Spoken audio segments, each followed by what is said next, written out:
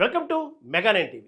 కేంద్ర విద్యాశాఖ మంత్రిగా ధర్మేంద్ర ప్రధాన్ రాజీనామా దేశ రాజకీయాల్లో పెను సంచలనంగా మారింది. నీట్ యూజీ పరీక్ష paper leak, CBSE on screen marking ప్రక్రియలో అవకతవకలపై కాక్రోచ్ జనతా పార్టీ ఆధ్వర్యంలో జరిగిన నిరసనలు, యువత ఆగ్రహం మధ్య ప్రధాన్ తన పదవికి రాజీనామా చేశారు. విద్యార్థుల భవిష్యత్తు న్యాయపరమైన చిక్కుల్లో పడకూడదని, దేశ వ్యతిరేక శక్తులు ఈ పరిస్థితిని అవకాశంగా తీసుకోకూడదనే ఉద్దేశంతోనే తాను ఈ నిర్ణయం తీసుకున్నానని ధర్మేంద్ర ప్రధాన్ స్పష్టం చేశారు. అయితే ఈ రాజీనామా కేవలం నీట్ వివాదానికే పరిమితం కాదని, తెర వెనుక వేరే కీలక కారణాలు కూడా ఉన్నాయని రాజకీయ వర్గాల్లో చర్చ జరుగుతుంది. ధర్మేంద్ర ప్రధాన్ రాజీనామాకు ప్రధానంగా రెండు బలమైన కారణాలు ఉన్నాయని రాజకీయ విశ్లేషకులు చెబుతున్నారు. ఒకటి నీట్ పరీక్షల వివాదం కాగా, మరొకటి అత్యంత కీలకమైన విదేశీ విరాళాల నియంత్రణ సవరణ చట్టం 2026. ఒకవైపు మంత్రి రాజీనామా దుమారం కొనసాగుతుండగానే కేంద్ర హోంశాఖ పార్లమెంట్లో ఈ అత్యంత పవర్ఫుల్ బిల్లును ప్రవేశపెట్టింది. మన దేశంలో ఉన్న వేలాది స్వచ్ఛంద సంస్థలు విదేశాల నుంచి విరాళాలు సేకరించాలంటే ఈ చట్టం కింద రిజిస్టర్ అవ్వడం తప్పనిసరి. గతంలో కూడా ఈ చట్టాన్ని కఠినతరం చేసిన కేంద్రం ఇప్పుడు తీసుకొచ్చిన ఈ కొత్త సవరణతో ఎన్జిఓల గుండెల్లో రైళ్లు పరిగెత్తిస్తుంది.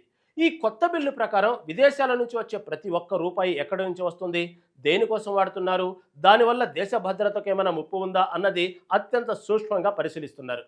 నిధుల ఆడిటింగ్ ప్రక్రియను మరింత కఠినతరం చేసి, అవసరమైతే అనుమానిత ఎన్జిఓల లైసెన్సులను తక్షణమే రద్దు చేసే పూర్తి అధికారాలను కేంద్ర దర్యాప్తు సంస్థలకు ఈ బిల్లు కల్పిస్తుంది. అసలు ఈ ఎఫ్సిఆర్ఏ చట్టాన్ని ఇంత కఠినంగా మార్చాల్సిన అవసరం కేంద్రానికి ఎందుకు వచ్చింది? ఇంటెలిజెన్స్ బ్యూరో రిపోర్టుల ప్రకారం మన దేశంలో ఉన్న కొన్ని స్వచ్ఛంద సంస్థలు ప్రజాసేవ ముసుగులో విదేశీ శక్తుల నుంచి భారీగా ఫండ్స్ తీసుకుంటున్నాయి.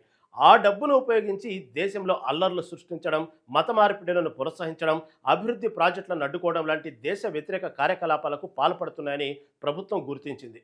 ముఖ్యంగా అమెరికా, యూరప్, గల్ఫ్ దేశాల నుంచి వస్తున్న వేల కోట్ల రూపాయల ఫండ్స్పై మోదీ సర్కార్ కన్నేసింది. ఈ కొత్త సవరణ బిల్లు చట్టంగా మారితే ఇకపై విదేశీ నిధులతో ఇండియాలో రాజకీయాలు చేయాలని చూసే అంతర్జాతీయ శక్తులకు, వారి ఏజెంట్లకు పూర్తిగా చెక్ పడినట్లని ఢిల్లీ వర్గాలు భావిస్తున్నాయి. ఈ బిల్లుపై ఎన్జిఓలు, క్రైస్తవ మిషనరీలు తీవ్ర ఆందోళన వ్యక్తం చేస్తున్నాయి.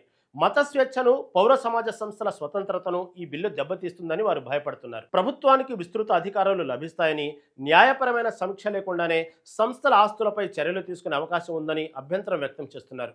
కొన్ని సంస్థలు విదేశీ నిధులకు, దేశ ప్రయోజనాలకు వ్యతిరేకంగా మత మార్పిడులకు వాడుకుంటున్నాయని కేంద్రం ఆరోపిస్తుంది. 2021లో ఢిల్లీలోని షాహీన్బాగ్ అల్లర్ల సమయంలో సిఐఏ నిరసనల్లో విదేశీ నిధులు ఉపయోగించబడ్డాయని ఆరోపణలు వెల్లువెత్తాయి.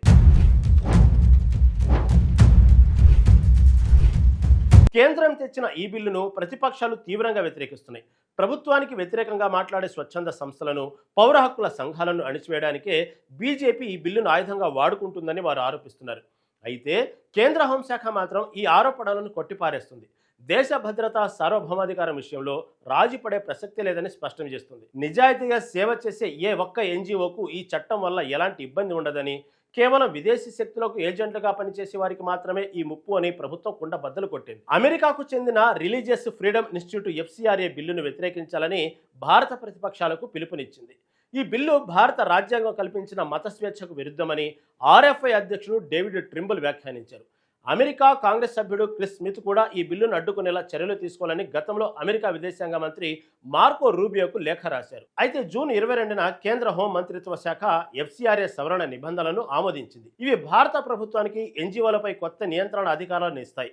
మొత్తానికి ఒకవైపు మంత్రివర్గంలో సంచలన మార్పులు, మరోవైపు దేశ భద్రత కోసం అత్యంత కఠినమైన చట్టాలు. మోదీ మూడవసారి అధికారంలోకి వచ్చిన తర్వాత పరిపాలన ఎంత వేగంగా, స్ట్రాంగ్గా ఉందో చెప్పడానికి ఈ పరిణామాలే నిదర్శనం. ఈ ఎఫ్సిఆర్ఏ బిల్లు పూర్తి స్థాయిలో అమల్లోకి వస్తే దేశంలో విదేశీ జోక్యం చాలా వరకు తగ్గుతుందనడంలో ఎలాంటి సందేహం లేదు.